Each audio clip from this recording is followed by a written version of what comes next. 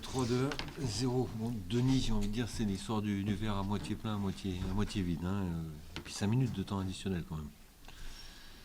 Je pense qu'il est quand même à moitié vide. Parce qu'on tenait le résultat qu'on était venu chercher avec énormément d'abnégation, faisant beaucoup d'efforts, en étant discipliné. Et bon, voilà, le scénario est cruel parce qu'au bout du bout des arrêts de jeu, on prend ce but qui nous enlève la victoire que l'on souhaitait. Donc là, à l'instant où je vous parle, c'est quand même la frustration qui prédomine, et je pense que c'est légitime, même si on a été parfois malmené par cette équipe du Havre qui, on le savait, possède une grande maîtrise. On n'a pas été mis finalement énormément en danger, on n'a pas concédé énormément d'occasions de but franches, donc voilà, la victoire semblait nous tendre les bras, mais force est de constater qu'il nous en manque encore un petit peu. Alors on a presque envie de faire la fine bouche parce que là aujourd'hui bon, c'est encore cruel, 95 minutes, il faut être capable, je pense, de mettre le petit coup de collier en plus pour pouvoir tenir ce résultat jusqu'au bout. Ça aurait récompensé vraiment l'investissement des joueurs, et bon, la déception est grande dans le vestiaire alors qu'on vient chercher un bon point au Havre, quoi, voilà. Ce que j'allais dire, vous auriez signé avant pour un nul. Maintenant, on a eu un peu le scénario du match de Brest. Hein. Ils ont une occasion, ils la mettent. Un peu ce qui s'était passé à Brest aussi. Bon, disons que nous, on marque relativement tôt. On n'a pas eu, nous non plus, beaucoup d'occasions dans ce match pour aggraver le score. Donc l'idée, vous l'avez senti, c'était de tenir ce résultat, hein, de faire le dos rond. On l'a fait, je trouve, assez intelligemment. Et bon, voilà, on est dans une situation où tous les points sont importants, mais bon, on va essayer de repartir néanmoins sur une note positive. On enchaîne 3 matchs consécutifs sans perdre, avec 2 victoires et 1 nul, donc il y a une série qui est en cours. Si on bonifie ce point pris au Havre la semaine prochaine à domicile contre Tours, on aura oublié cette cruelle et dernière minute. Ok. C'est d'autant plus cruel que pendant 90 minutes, vous n'avez quasiment pas du tout été mis en danger par le Havre.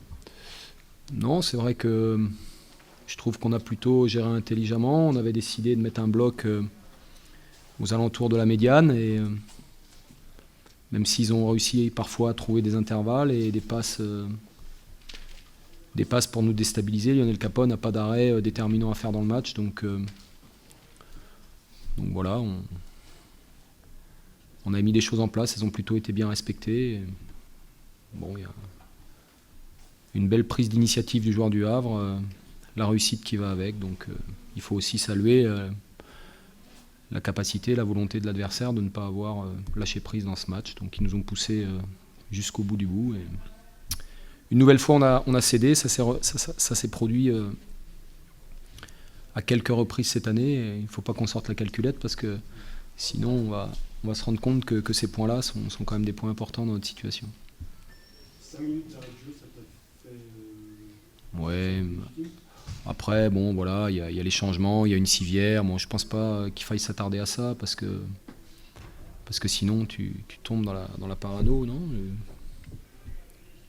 Il nous manque 30 secondes pour le jackpot, mais... Est-ce que tu sens que ton équipe monte en puissance ou reste sur ses qualités qu'elle a démontrées ? Moi, je crois que l'état d'esprit des joueurs est exceptionnel, donc il va falloir cultiver ça, parce que ça sera certainement une des clés de la réussite. Voilà.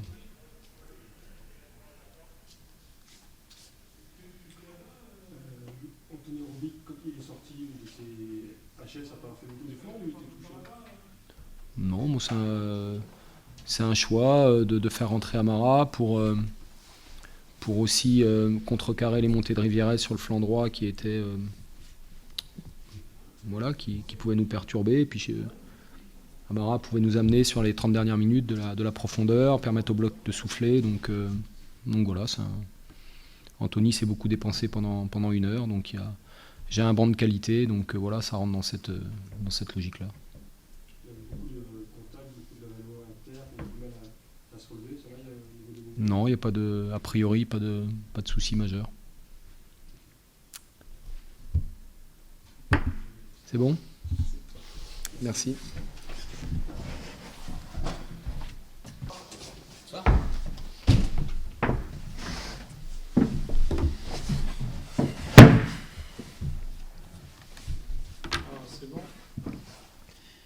Eric, à domicile, on s'attend toujours à des matchs compliqués face à des équipes qui jouent très groupées derrière. Ce match en est vraiment l'image même avec cette équipe mayonnaise qui vous a posé des problèmes jusqu'à au bout du temps additionnel pour sauver le point du match nul. Oui, d'autant que je pense qu'on les a confortés aussi dans leur plan de jeu, puisque donc on a eu l'infortune, je dirais, de marquer contre notre camp sur vraiment... voilà, donc c'est cette erreur qui vraiment conforte Laval je dirais, dans son plan de jeu. Donc ça nous rend encore la tâche un peu plus compliquée. Et donc d'abord il a fallu se remobiliser. On n'a pas fait une très bonne première mi-temps, même si j'ai rien à reprocher aux joueurs, notamment dans l'approche. Mais on n'arrivait pas à prendre de la vitesse, on n'arrivait pas à déclencher des enchaînements face à cette équipe bien regroupée. Ça a été mieux en seconde mi-temps. On avait un petit peu plus de vitesse dans nos enchaînements, mais Dieu que c'est dur hein, quand il n'y a pas beaucoup d'espace pour mettre des enchaînements. Et comme on n'avait pas aujourd'hui beaucoup de percussions, donc on avait peu d'armes. Heureusement qu'on a joué aujourd'hui avec le banc, on a joué avec tout le monde et les joueurs qui sont rentrés ont apporté de la puissance, de la vivacité. Donc c'est bien, parce que ça montre aussi qu'il faut être capable de jouer avec notre banc aussi. Ça se joue à pas grand-chose au niveau du classement, ça se voit encore ce soir avec à quelques secondes près, une situation qui peut être compliquée pour le HAC et finalement on conserve ces 7 points d'avance sur cet adversaire pour le maintien. Oui, on sait que n'importe comment c'est un championnat très homogène, très difficile. Il était, c'est vrai, important aujourd'hui de conserver cet écart avec cette équipe lavalloise. Et c'est chose faite. Maintenant, il faut se rapprocher de cette barre des 42 points pour assurer le maintien. Voilà. Mais Dieu que ce point est important aujourd'hui. On ne cachera pas qu'en termes de spectacle, les spectateurs qui n'étaient pas très nombreux ce soir ont dû un peu souffrir aussi en tribune. Oui, ils ont souffert, mais voilà. Être obligé d'attaquer et d'être en permanence en attaque placée face à des équipes très regroupées. Bon, c'est très difficile, on le sait, c'est très difficile. Il faudra qu'on progresse aussi dans les enchaînements, mais pourtant on les travaille beaucoup. Après, il faut qu'on ait aussi un peu de percussion. On a manqué un petit peu on a manqué un petit peu de tout ça. Donc, mais au niveau de l'envie, on y était. On est allé jusqu'au bout des intentions, notamment en seconde mi-temps, ce qui nous a permis de revenir. Mais on a manqué un petit peu d'agressivité aussi, notamment à la perte. D'habitude, on exerce une pression plus forte. On a laissé aussi repartir 2-3 fois les Mayennais. Donc ça montre aussi qu'on a besoin aussi de progresser dans cette agressivité offensive. Si aussi ce milieu à 3, au début, dans la période un petit peu perdu, Maxime Marchand, qui n'arrive pas très bien à se positionner dans ce rôle qui est inhabituel pour lui. Walid Mesloub, très bas, qui s'est un petit peu perdu aussi. Ça explique aussi ce manque de pressing, ce retard dans l'impact. Pas forcément perdu, je pense au contraire que Walid a été obligé un peu de décrocher parce que les lignes étaient très serrées.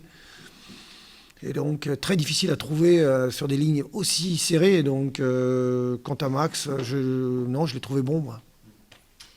Non, je l'ai trouvé bon, dans son rôle, il a perdu très peu de ballons, il a été...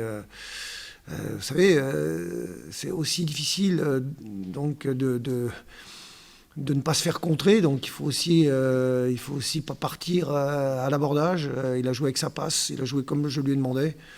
Non, la petite déception, c'est la blessure de Tristan Dingom à l'échauffement. C'est ça qui peut-être a perturbé notre milieu de terrain. C'est quel type de blessure? Il s'est fait mal au genou en frappant dans un ballon. Donc il s'est fait une petite entorse du genou. Et donc il n'a pas forcément son rendement habituel, même s'il avait fait une première mi-temps correcte. Mais ça m'a amené à faire des changements assez rapides. Non, c'est... Après, même en passant 4-2-3-1, c'est vrai qu'on a été un petit peu plus présent. Mais les lignes se sont un peu étirées, comme d'habitude aussi. En seconde mi-temps, il y a un petit peu plus d'espace quand même. Le petit présent, mais cette difficulté à se créer des occasions franches, avant le but de Harrison, c'est un tir cadré. Ah oui, oui. À domicile, ça fait... Ah oui, non, bien sûr. On a eu énormément de mal à passer dans le dos de cette défense. Ah oui, ça, je peux pas le contester. Tristan, c'est pas trop inquiétant quand même cette. On verra, on va voir comment ça va évoluer. Je peux pas vous dire. Mais il a quand même pu faire la première mi-temps. Il était apte à On faire. a fait la première mi-temps avec un strap, oui. On va voir ce que ça va donner. D'accord. Merci.